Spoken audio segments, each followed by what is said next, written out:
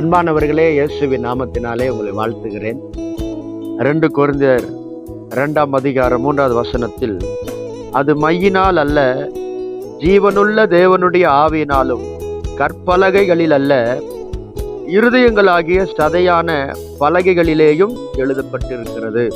மிகவும் கடன் பிரச்சனை இருந்த சகோதரி தன் மகனை பார்த்து சொன்னார்கள், ஒவ்வொரு நாளும் நீ இந்த பைபிளை படிக்க வேண்டும், வசனங்களை மனப்பாடம் பண்ணணும், நேரம் கிடைக்கிறப்பெல்லாம் கண்டிப்பா இதை செய்ப்பா என்று அன்பாக அவனுக்கு சொன்னார்கள். வாடகை வீட்டில் இருந்த அந்த குடும்பம் மிகவும் ஏழ்மையான நிலையில இருந்த பொழுதும் அந்த சகோதரனுடைய மகன் தொடர்ந்து செய்தான். ஒரு சின்ன வேலை கிடைத்தது. அந்த வேலைக்கு அவன் போகும் பொழுது பைபிளை எடுத்துக்கொண்டு போவான். டீ பிரேக் அந்த நேரத்துல கூட கொஞ்ச நேரத்துல டீயை குடித்து விட்டு உடனடியாக போய் பைபிள் படிப்பான். பிறகு லஞ்ச் டைம்ல வரும் பொழுது வேகமாக சாப்பிட்டுட்டு திரும்ப போய் ஒரு ஓரமாக உட்கார்ந்து அவன் அந்த பைபிளை படிப்பான்.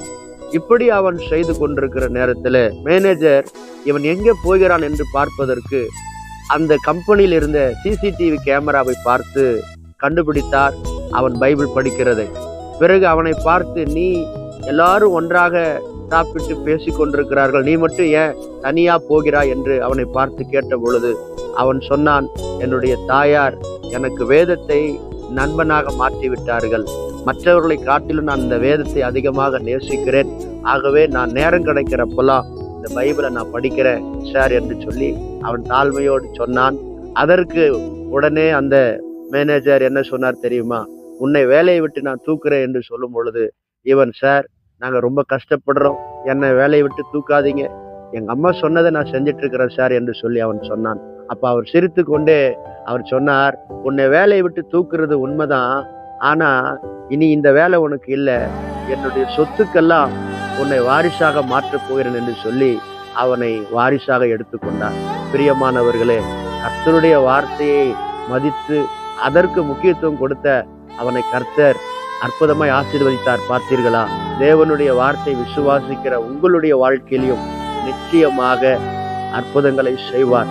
எல்லா இல்லாமை, எல்லாம் பற்றாக்குறை, எல்லா நெருக்கத்திலிருந்து நீங்க நிச்சயமாக வெளியே வருவீர்கள். கண்டிப்பாக உங்களுடைய எல்லா எளிமையான சூழ்நிலைகளை கர்த்தர் மாற்றி மேன்மையான நிலைமைக்கு வைப்பார். அவருடைய வார்த்தையை கவனிங்கள், வார்த்தைக்கு முக்கியத்துவம் கொடுங்கள், ஒவ்வொரு நாளும் அவருடைய வார்த்தையின்படி வாழ அர்ப்பணியுங்கள். அந்த வார்த்தை உங்களை உயர்த்தும், மேன்மைப்படுத்தும், பாதுகாக்கும், பராமரிக்கும். நீங்கள் ஆசீர்வாதமாய் இருப்பீர்கள். கர்த்தர் உங்களை வழி நடத்துவார். ஆமென்.